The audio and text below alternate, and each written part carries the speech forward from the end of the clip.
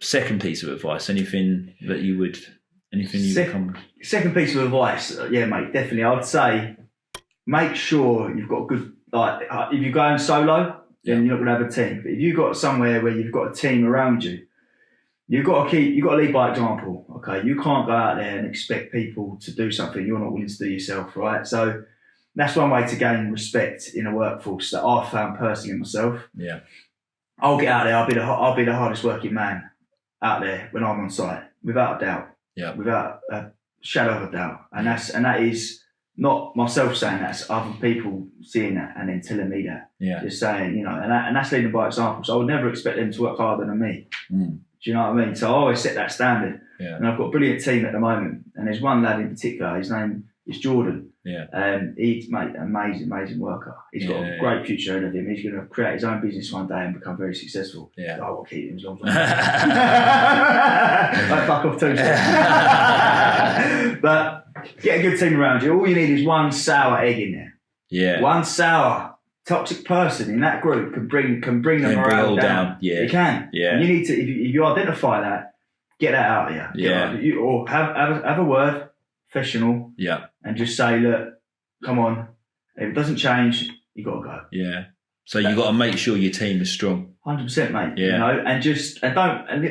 And show appreciation. Like that they're coming to work for you, right? Yeah. I always pay my lads very well. Okay. Yeah. Purely because I started from the bottom. I started on 40 quid a day when I first started, mate. Yeah. I was the lowest point you could get in this trade. I've worked my way up, so I know how it feels. Yeah. So I pay my lads well. I treat them with respect. They respect me, and if they don't, then we'll deal with it. Yeah. In the correct way. Yeah. Okay. But I've never had that problem once, purely because it's a mutual respect thing. Yeah. And if they do work well, mate, I'll take them to one side. Whoever's doing really well, it sounds a little bit schooly or whatever, but you know what? I'll take them to one side and say, mate, you've worked fucking brilliant this week. Yeah. There's 100 quid extra.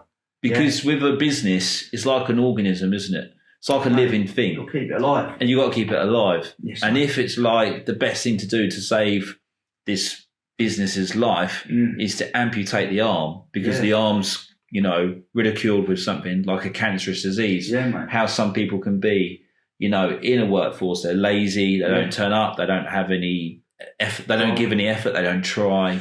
Yeah. It can become something where it's a bit like you're just pulling the rest of it, the thing down. And I've seen that within the business that I have worked for, that I don't work for anymore. I can see that within a team, you have to be a team.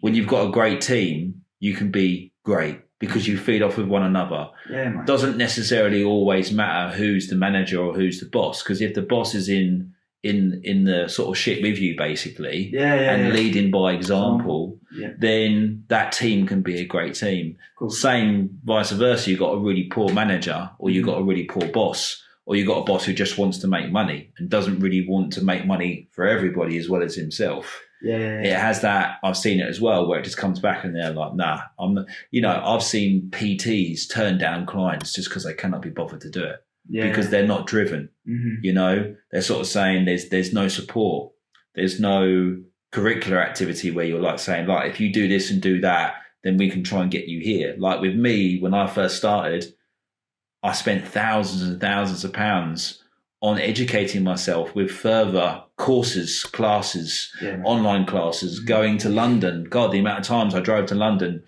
parked somewhere, had no idea where the building was, looking around, trying to find this place to go and do sports taping, acupuncture, another level up. And I had that drive because I literally started from zero.